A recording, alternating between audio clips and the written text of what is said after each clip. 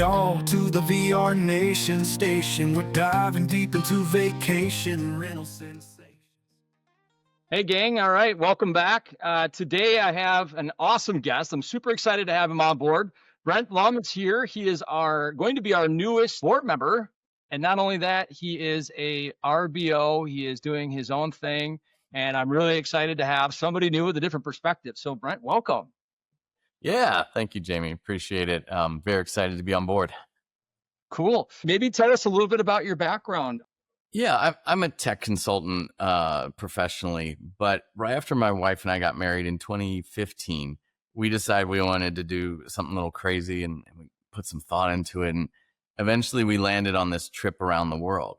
And so we went to 25 countries over the course of a year. And I was able to talk my employer into letting me work remotely. She had a job in sales and a sales territory, so it wasn't that simple for her. And so she had to quit her job, but we rented out our apartment in San Francisco on Airbnb. And with like my income and the income from the Airbnb, we basically kept our same standard of living and had this awesome experience traveling the world. And so we really came back from that and looked at, I think, work and money a bit differently, and aspired to, capitalize on that initial success, build other rental properties, and sort of keep the momentum going. And so while that was sort of the genesis of it all, but while I still maintain a career in technology, I wanted to also grow this rental portfolio. And that's where, today I manage 3 Airbnbs, had as many as 5 at one time, where I just was managing friends' properties. But our family owns 3 that they're kind of our baby when I'm not at the desk job. That's interesting. So you guys actually, what year was that? Was that during COVID, or was that before or after? Yeah. So, we got married in 2015, 2016, we did the trip around the world, and then we were actually in, I think, Bali. And I was working, which sounds crazy, right? But like, there I am on my laptop, working US hours. And my wife had just finished a job interview, and she came back, and it was a new company, new sales territory. And she was like, "How do you feel about San Diego?" And so she got a new job in San Diego, and that took us down here. But when we moved, the full intention was like, okay, I'm going to do something a little weird again. And so we bought a single family home. And that chapter was also about like, oh, well, we're going to have kids and, get Right. the art and do grown up things. But I was like, and we're going to take that single family home and we're going to turn it into a duplex. And so we did. And to this day, we have an Airbnb on the other half of our home that we run and manage. And it couldn't be easier, to keep it as a high performer, because I'm right there, with my eyes on it, talking to cleaners, addressing problems, helping guests. So it really lets us give a very high touch experience to folks who come to stay. That makes sense. That makes total sense. It's funny. My experience with staying at RBO properties, 'cause Yeah. it's funny. And I don't know if you even like the term RBO. Like, how do you we talk about rental by owners, but everybody refers to them as Airbnbs, which drives me a little bonkers. Sure. I mean, I think of them as STRs, and at least amongst my peer group and friends, I guess maybe I've tended to attract people like me. So I've got, I don't know, a half dozen to a dozen friends that are doing something similar. It's also, the neighborhood I'm in San Diego also has a lot of like 2-in-1 properties where there's a guest suite, an ADU, a granny flat, that kind of thing. And so a lot of folks are faced with this opportunity of like, what do I do with the extra space? Right. Yeah, short-term rentals, and that's sort of happening. All right, fair enough. So yeah, like my experience with short-term rentals. So I'm from Wisconsin, as our following understands, because they listen to how I speak. My kids were go to school out east, so I had a daughter that was in Vermont. So we stayed and it was kind of a bit of a step in a different direction for me, because out west in Cabino world, where we have property management, these are cabins that are not really cabins. They're like luxury cabins, right? And then you go in and it's like, oh, well, I'm staying in Bob's, renovated garage. And it was kind of an eye-opening experience for me. But like that difference in the customer interaction, I think, is like exactly like you're saying. You're right there on site. So if there's a problem, you handle it. Clogged toilet, you handle it. If there's TV goes out, you handle it. It's an interesting thing. And as I've been working back with Airbnb and VRBO, that's definitely the trend I see with marketplaces, is how much they really cater to that concept of just being on site and the interactions being as high as possible. Yeah. That's good that that worked out for you. I think there was a point in time that these RBO folks were maybe even had a bad reputation, that there wasn't a particular level of quality, and that still exists out there. It's just that Airbnb's cracked down to push quality to the top, and perhaps Vrbo and even direct booking sites and so forth. But like really, those years are over. And if your listing isn't well designed, well run, well operated, you're just not going to get a lot of traffic. And so I almost think of the RBO owner as someone like it. Stepping back, if you're a property manager, you're delivering a pretty consistent level of quality across the guest experience. If I were to go book another RBO property, it's just more of a wild card. Like it might fall below the level where a property manager is going to perform, but it might fall above it too, because you are getting that higher touch potential for a higher touch experience. Right. No, that's absolutely true. And it's funny that you say that, because some of the day-to-day struggles that I run into with guests, and we have a section in here, some questions on the customer care piece as well. That the inconsistency across properties, meaning like, oh, my last Airbnb I stayed at in downtown Miami was wonderful, and this one had, there's dirt on the driveway, and it's like, well, you were in Miami downtown versus a mountain town in Idaho, right? Yeah, Like, so there's a vast difference in what that experience and expectation is. So it makes a ton of sense what you're saying. So, yeah. funny enough, like, we're on the marketing point. Are you only marketing through your OTAs, or are there other ways that you're marketing your properties?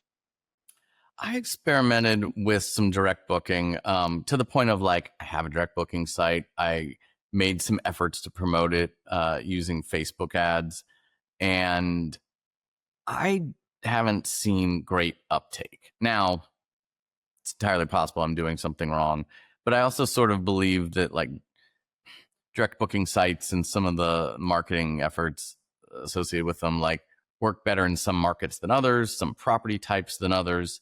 And right now we've got our properties are a little bit on the smaller side. So like the lead time to go book a 2-bedroom cabin in the mountain could be 2 days. We're in Southern California. One of our cabins is in the mountains near Big Bear. And like, it's not a big deal if it's Wednesday and people just decide, oh, let's get away for the weekend. Different than a 5-bedroom place where you gather the relatives and make big plans. So I bring that up sort of to say like, we get really consistent traffic and occupancy through the OTAs and haven't needed to do a lot of other work. So I must consider my marketing efforts to be more about like precisely knowing my guest, knowing the messaging that resonates, knowing the value proposition that's gonna hit it out of the park. Going back to the cabin, for example, like we renovated it, and every decision we made from start to going live was all about creating this special romantic atmosphere. And so without being cheesy. So that it resonates then in the photography, in the copy, in the amenities we provide. Contrast that with a property we have in San Diego that's all about families. And we market family amenities, a white noise machine, a changing table, a stroller, a high chair, baby bath gadget. Right. So that's my marketing, is more just getting those things really dialed in for the audience that I'm serving. Got it. So you're really talking about your content management and your listing. So really you're focused on listing management as your primary marketing driver. How do you record your guests? Do you have a lot of return guests? So a couple more in San Diego. I think people do things like, oh, I'm going to take a annual trip to San Diego. The cabin's only been live for like a year and a half, so a little less opportunity. But we've already had people we've had a couple proposals. We had a unofficial wedding there. And so Sure. I hope those folks come back.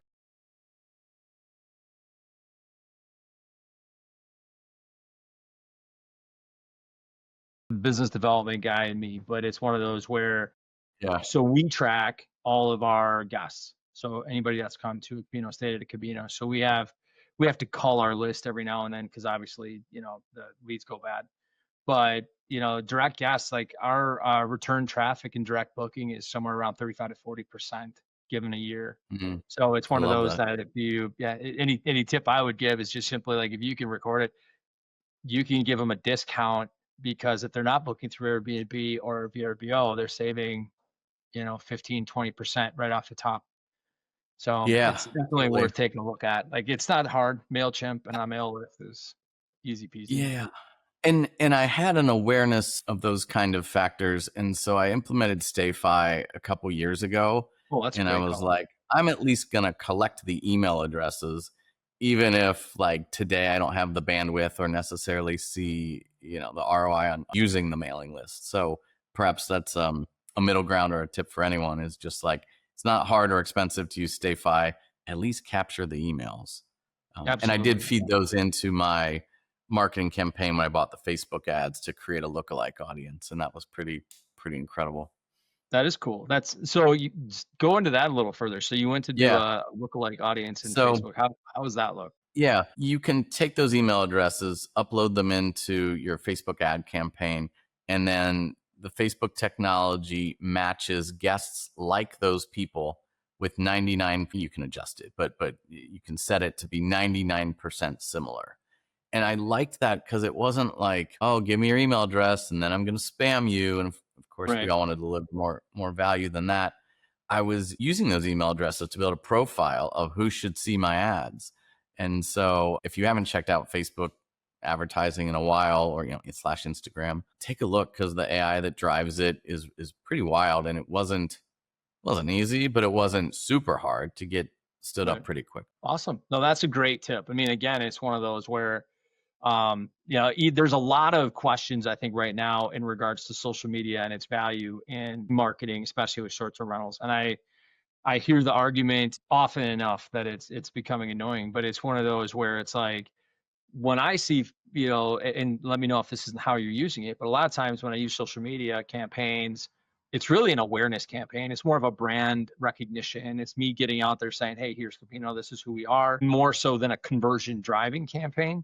Or are you seeing difference? Are you seeing conversions actually coming from the Facebook ads? So my outlook to date, and again, I'm in a couple different markets, but only with one property in each market. I'm not running a property management company yet, though, like, I think that's probably something that's on my roadmap. So I personally am questioning the value of a strong brand and the investment in building a strong brand. I've put out the campaigns. So to your question, the campaigns I've run have been more about conversion and seeing guests, make an actual booking. It's been okay. I've gotten a couple. I would guess that we've broken even on the whole I was going to say, at experiment. least it's paying for itself. I would assume it's not Yeah. on the floor. But with, both those properties have 90% ish occupancy. And so like, I still ask myself, well, would it have booked on Airbnb a week later anyway?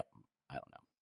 So that's a great question and a good segue. So revenue management, like pricing wise, how are you pricing it? Because if you're at 90% occupancy, I know several people that say, "Oh my God, you're undercharging. If you're at 90%, you're not charging I get enough." the And it's like, theory. where's the balance and how do you strike it? I think that's true if you're running a 5-bedroom cabin again, but the advantage that's in, like, I don't know, if you're out there shopping for a new short-term rental today, think about bedroom count when you're picking which one you're going to go after. The advantage of a 2-bedroom cabin is that I can win on price in the last couple days leading up to the weekend. So Mhm. like I use far out pricing, or there's a far out premium on our rentals. Then as time passes and you're in the booking window, it's kind of like the par pricing. But by the time it's 2 weeks out, I'll start discounting, week of deeper discounts, and then So on you're pretty forwards. active on it. Yes, I'm a small operator and have a full-time job, and an RBO is the terms being coined. But like, I think you still have to treat it like a business and run it like a business and run it for scale. And that's probably the only thing that keeps me sane and keeps me, Right. being able to juggle a full-time job, vacation rentals, a family. So sure, everyone's using dynamic pricing, right? But like, get it set up right so that funnel I talked about is all automated, and pricing starts high and it kind of drops appropriately over time. And that way you just check it once or twice a week, or hire a revenue manager, and it's a lot less effort to be dialed in. So back to the original point of 90% occupancy, I would argue that we're capturing the highest slice of the market we can, and then discounting the last minute. And sure, everyone discounts the last minute, but we're able to get away with it because it's easier to book a 2-bedroom cabin in the mountains at the last minute than, something bigger. Right. That makes sense. It does, but that segues into the next thing, because what I run into affectionately when we get to those type of numbers, when we're at, and right now at Cabino up in Idaho right now, we are at, I think we're at 85% occupancy, which is a load. Actually, this upcoming weekend, we're 100% occupied, which is pretty rare. I mean, it's not rare, but it's like when it happens, it's all hands on deck. So when you have a full-time gig, right, you have an actual job and you have all this stuff going on and you have, a cabin in the mountains, you have people staying, how the hell do you handle the customers? Like, to me, it's like, and it's not that I don't appreciate and love my guests, because I absolutely do. They're wonderful folks, but it's just like, man, the immediacy, the expectation of customer care's immediate turnarounds can be demanding. How do you juggle that? I don't know that I've got insights that other people haven't thought of, right? But my PMS is wonderful. I love Hospitable. I've tried a couple, and being a tech guy, I like to kind of nerd out on the tech stack and figure out what tools I'm going to use to run this business. But I even have left Hospitable to try other tools and come back, because I think, at least for the messaging component, I don't think there's a more powerful platform out there. And that was so important to me, because it is, to your point, like, it's a big lift. It needs to be personalized to seem real, like you're not just, conversing with a script. And so, I mean, that's my secret weapon, I suppose. Like, we have very detailed rules set up in Hospitable. There's a little bit of conditional logic. I wish they would let me build more conditional logic. What I mean by that is, like, check to see if children are on the reservation. And if so, drop this snippet of text in there that tells them where the pack and play is before they ask me. Like, that kind of thing. That would make sense. Or, like, I don't think they've built this yet, but I'm dying for someone to build weather related or at least seasonally related messaging in. So, like, if it's December, drop in my point about don't forget to pack chains and check the weather report. These kinds of things. That's so the rules are very detailed. I don't know Hospitable. Can you tell me a little bit more about that platform and what it does for you? Yeah, it's fantastic. It's a PMS that I want to say is geared towards smaller operators, but I bet they wouldn't claim that to be true. Perhaps the best way to wrap your head around it is to describe what it's not.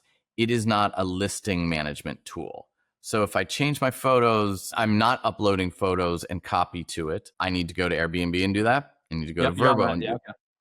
But it does power my direct booking site. Like, okay, that's one less thing. But and I've used other tools that are listing managers.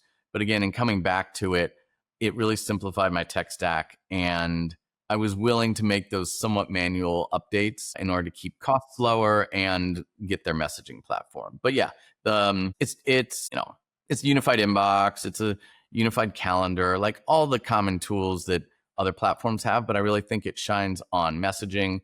It's got great smart device integration, so it manages all my lock codes and messages, sends out the lock code, to each guest, and then removes it from the smart locks. They've integrated thermostats. They are going to roll out, if they haven't already, a feature that alerts you. So you get an alert when the guest checks in, but you will eventually be able to wrap your messaging around it, which is to say, like, I have a message that is a series of information that's relevant once they've arrived. Like, here's where the thermostat is and how it works, and here's the Wi-Fi code. And if you give that to them beforehand, it's irrelevant, right? You don't want to give it to them too late.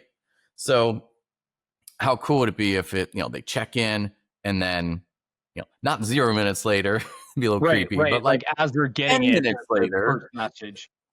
Yeah, they get the welcome and the relevant set of information. So hospitable and the sophistication of the messaging is really what's allowed me to keep my sanity and spend less time messaging guests than I otherwise would. Interesting. That's actually a great call out. It's funny for us, being a larger property manager, it's a bit of a struggle for us, and it's one of those where there's a lot of manual involved. So, Hmm. like, we're a streamline company, and so we use a lot of their messaging that comes through. Um, I I'll hold my opinion on what I think of the messaging tool itself. A lot of people really like it. It's pretty complex, but where I have a hard time is the expectations of the customer are changing quickly. And what Yeah. you're saying makes sense to me, right? Because all of a sudden you're just like, hey, somebody's walking in the door. You put your mountain hat on, and the reality is that 80% of the people that show up don't have signal, right? Until they get into the house and they can log into the Wi-Fi, they might not be able to get a phone signal. So they'll get phone, but they don't have data. So it's like, so I've got my team manually texting guests coming in to make sure that they are able to get into the property, that we're doing check-ins. That's improved our check-in rating quite a bit on the OTAs. Is that simple text message or a phone call as the guests are coming to say, hey, we just had a storm last night. There's standing potholes and water. Just be careful when you're coming in. Yeah. Things like that, which help people. And what you're saying, like, to be able to take that messaging and parse it within the journey, I think is a very effective way. So that's really interesting. I like that. I like that a Yeah, lot. like how cool would it be if you could take every time the National Weather Service issues a severe weather warning and pipe that into a thread with your guests? And Hospitable doesn't do that, but I dream of a day when I have the bandwidth to figure out how to use Zapier or something and make that happen. That is interesting that you say that, because even still, like, you think of like Rubaru or Enso or Besti or any of these other firms that are starting to implement AI, especially with the guest books, because realistically, a lot of times those guests are going to be downloading, and when they book, they get that app to download, and when they download it, they will have that information fed into the app real time. Would be pretty cool. A really cool addition for sure. Yeah, yeah.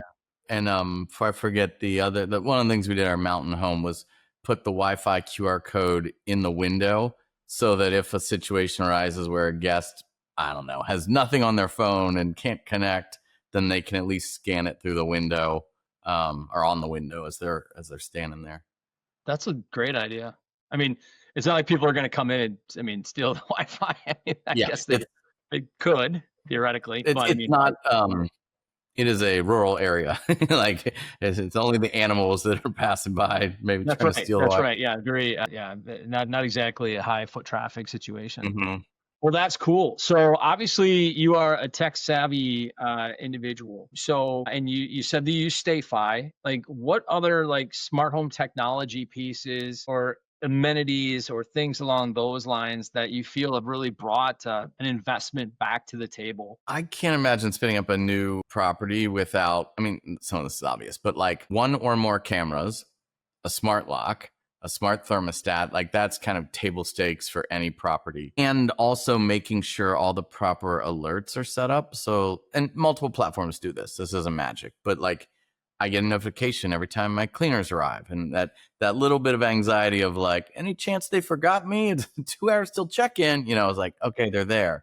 But then I can also see like when the handyman goes or the spa person, I have more trouble tracking them, but then I've got the camera. Working with guests on temperature regulation, right? That's so nice to be able to jump in. But like I would say the one that maybe folks aren't thinking of that I've found value in would be smart switches, like just a simple power switch on off kind of thing. And I'll give you a Really? couple examples. We have a washing machine that twice a year acts up, and there's no laundry room. I mean, it's a closet. So if you want to unplug the washing machine, you have to pull the whole thing out and then unplug it, push it all back in. Tremendous pain in the butt. So I put a Wi-Fi switch back there so that from my phone and hundreds of miles away, I can just power cycle the washing machine and get it running again. The fix for this particular one is just unplug it, plug it back in, and it's great. I've also done that with string lights. String lights are so popular, but at the Absolutely. same time, you don't want them shining all night. And so I've got a Wi-Fi outlet that they are plugged into on the exterior of the home. And I can control that from my phone and also schedule that they come on at dusk, they go off at 9 p.m. And that's kind of one of the welcome elements for the guests in this particular mountain home. I use Ubiquiti Wi-Fi and networking equipment just because then I can look across the portfolio of properties and see Wi-Fi status at all of them. But I can also drill in to help a guest when they say, oh, the Wi-Fi is not working. And I can say, well, I see your laptop online and it's got good signal strength. So maybe try restarting your laptop. Or I don't see that it's online and the smart locks are offline and thermostat's offline, right? I can remotely restart either the cable modem or the router. And so different hardware has that feature. You could also buy a Wi-Fi enabled power strip to remotely power cycle the devices. That saved me a ton of time. Wow. Okay. And my I'm other learning a tip is ton because right now we don't use a lot. I mean, it's funny. I would say something dumb like I'll make an assumption that you guys have faster internet, but we actually have fiber optic in a lot of our areas now. So it's kind of like it almost seems like the logical step, even from a property manager with multiple properties, is to really start moving towards a lot more of that. I'm just wondering how it would work if you have 50 properties. Is that the same kind of dashboard setup as if you have 5?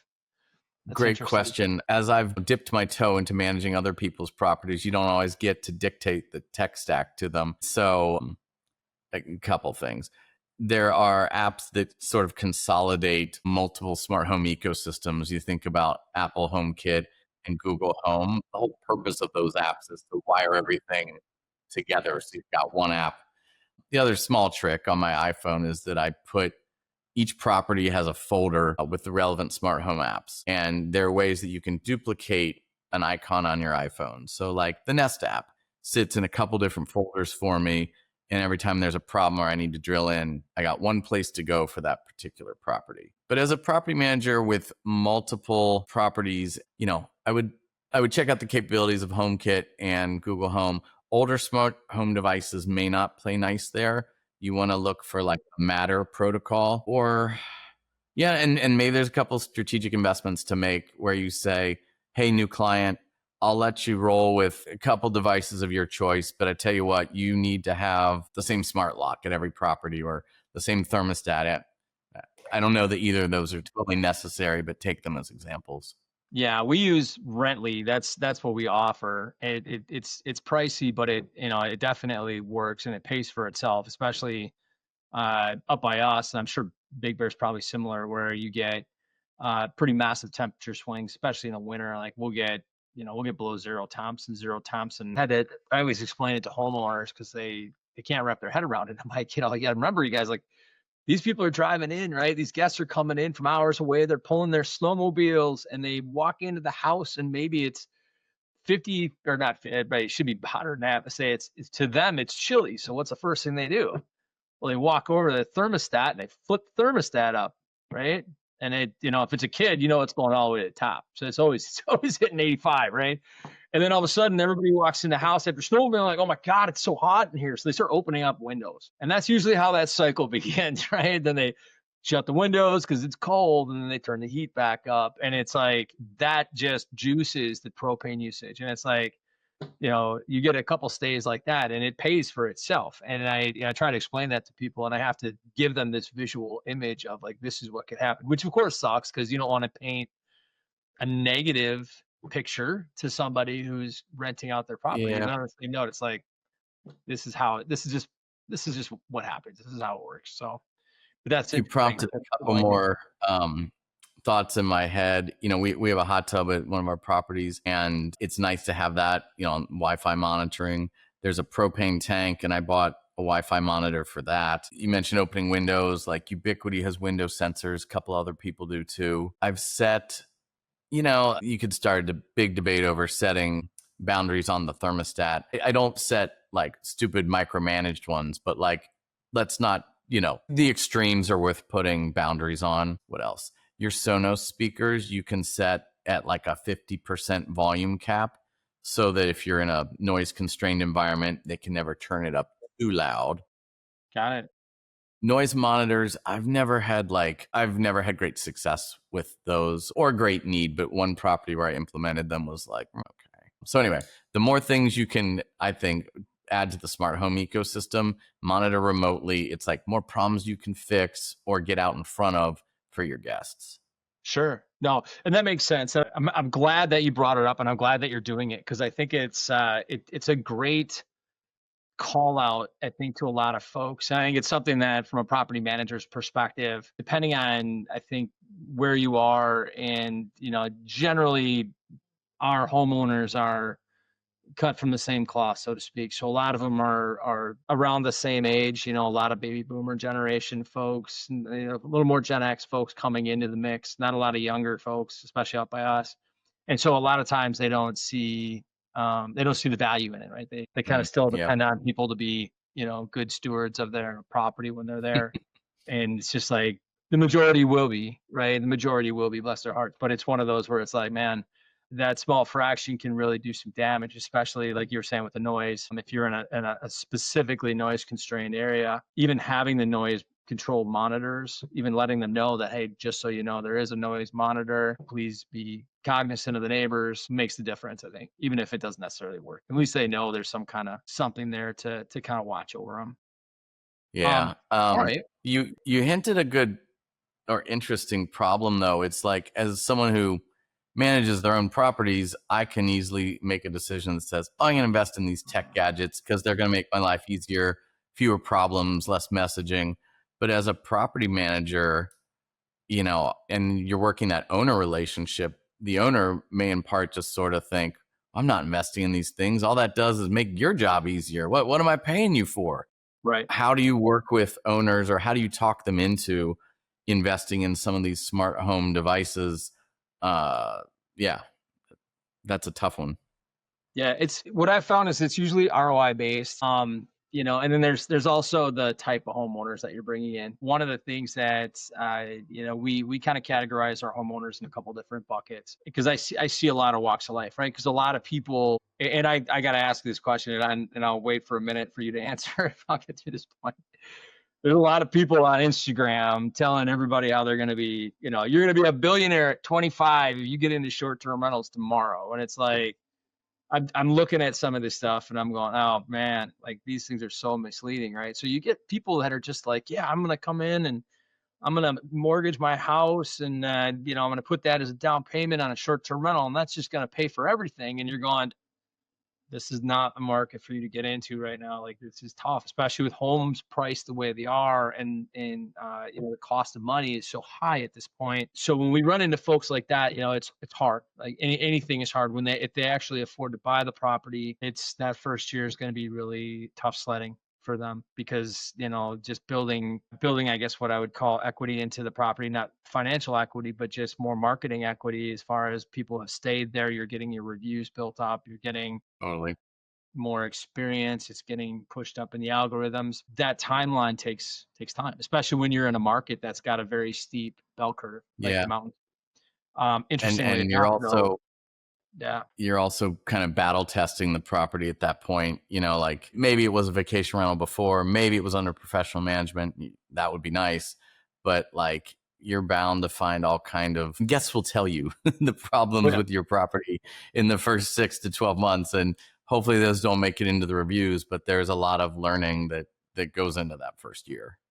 Absolutely, absolutely. That's where, when I look at the other demographic of homeowners, it's usually people that are, and there's actually like really three. So then there's people that are still doing that family. I want to be I want a vacation home for my family. Sure. We have money, so we're going to buy this. We won't have a loan on it. Um, and so essentially, it's more along the lines of they're just trying to get enough revenue out of the property to pay for itself. They're not trying to make money off it as much as they just don't want to, they just want it to pay for itself. Those are good folks, and you can generally explain to them the situation as to why they would want to do with the technology upgrades, why they would want automated thermostats, why the locks are important from a safety and security perspective. The third group is really, investors, real estate investors. And from their perspective, if it doesn't have an ROI, they don't want it. And it does make it a little bit tough, because you're just like, well, this does have an ROI. It's just going to take 2-3 years. And they're like, well, then why don't we hold off on that until later. And it's like, okay, you're not going to argue because it's, still it's tough sledding to get new properties onboarded. I know some people are doing well, but in our markets especially, it's tough. Our supply is actually on the downslope now, and people are starting to bug out of the short-term rental market because of the fact that the demand is down. So, but yeah, it's an interesting world as far as that's concerned. So looking back, as you've gotten into this, it's a really extraordinary story. What's one mistake that you made early, and what did you learn from it? Like, what's the mistake that was just like, man, and then you changed and it made the difference? I think I think my mentality was off a little bit in the early years of running some of our short-term rentals. They used to be the place where, I don't know, pick something in the kitchen, like the wine opener, like, oh, you buy a newer, nicer wine opener for yourself, for your personal home. Well, the old one can go to the Airbnb. Like it was a place for, I'm exaggerating a bit, but like Goodwill furniture and things you found at Amazon and Home Goods. And that might have worked, I don't know, 7 years ago, but that's not going to cut it in today's market. And so whether it was an evolution of my thinking or the industry as a whole, might be hard to separate those. Treat it like a business. You mentioned the 3 categories of owners.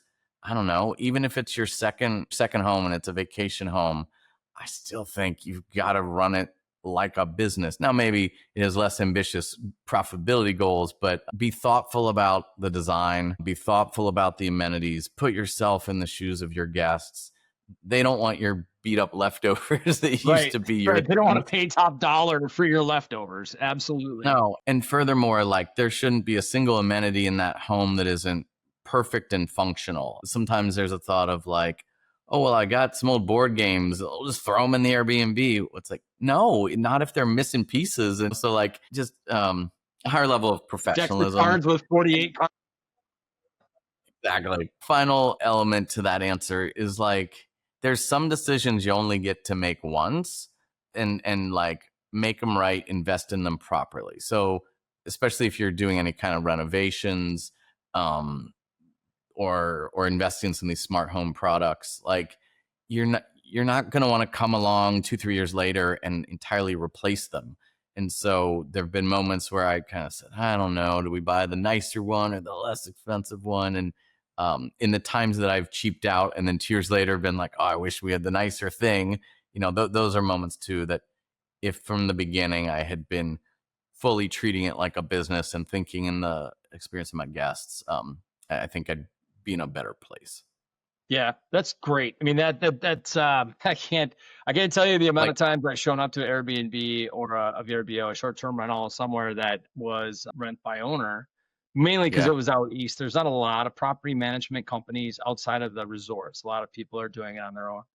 And you show up, it's a great little place, and all of a sudden it's like they have all these cabinets are all empty, and they have a drawer with like a can opener and a couple forks and knives, and you're just going, what am I supposed to do with this? Like maybe do they have a pizza cutter, right? Because now that's my options. It's truly an interesting paradigm, and it's funny because now that you're on the board, you're going to meet some of these people, and a good friend of mine, Tara Lorimer, who is the vice president. You may have met Tara already. I met her. If you stay at any of her properties, you will see like I might be a little over the top, a little bit over the top, but I mean everything from like custom design, cutting boards, the top of the line cutlery.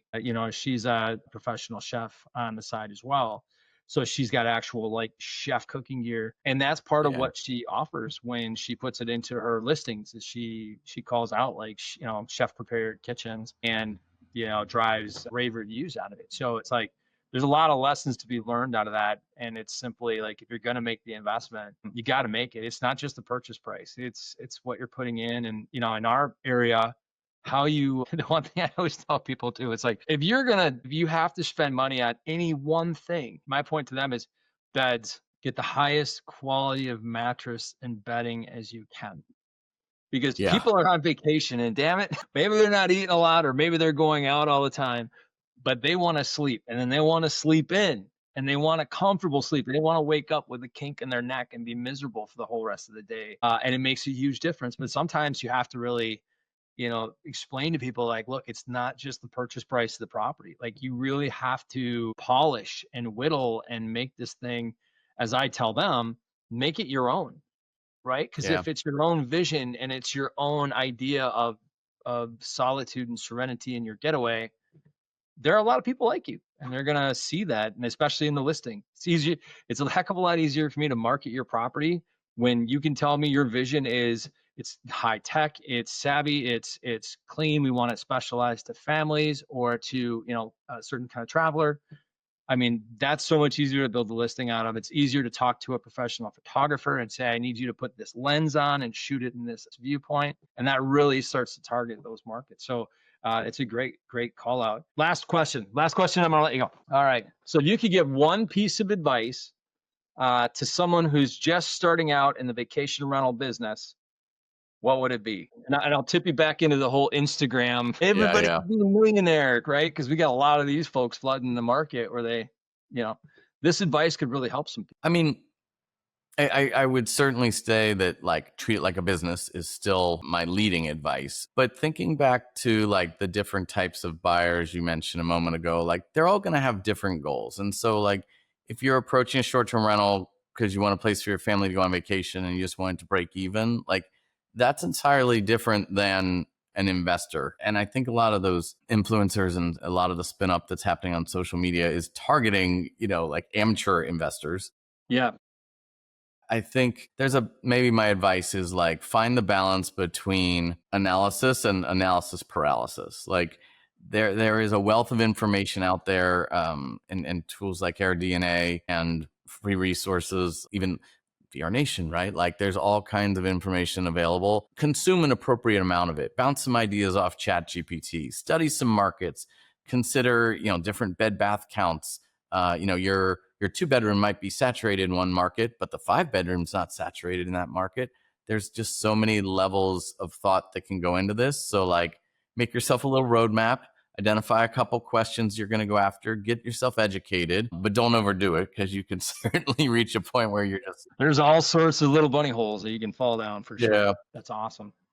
Well, excellent. Hey, I appreciate your time today, and it's refreshing. It's refreshing to get the viewpoint of somebody that is really making it work, especially on their own. And you're the front line on every facet of working with maintenance and cleaning and customer care and revenue management and listing management and content management and all that fun stuff. So it's good to see that you're doing well with it, and clearly you have a vision. So I have no doubt in my mind that if you wanted to pivot into the property management space, I have no doubt that the 12 friends of yours would probably not hesitate to jump on board in that regard for sure. And then then it's off to the races. So I'm super excited for you, Brent. And I think it's going to be fun to watch. And I'm really glad you're on the board, because then now we get to go and drink wine at the next conference for sure. I'll be there with bells on.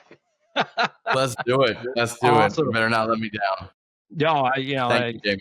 Yeah, you'll hear about that for sure. Well, excellent. All right. Well, thanks everybody. I appreciate you. Thanks for tuning in. If you like the conversation, please click like and follow or subscribe on our YouTube channel, and we will be back again with the next episode next week. So take care, everyone, and thanks again.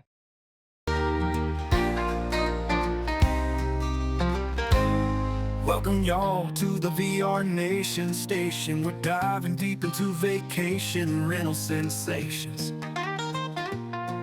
From management tips to the latest creation, join us each week for some sparkle and conversation. VRNation Station, tune in.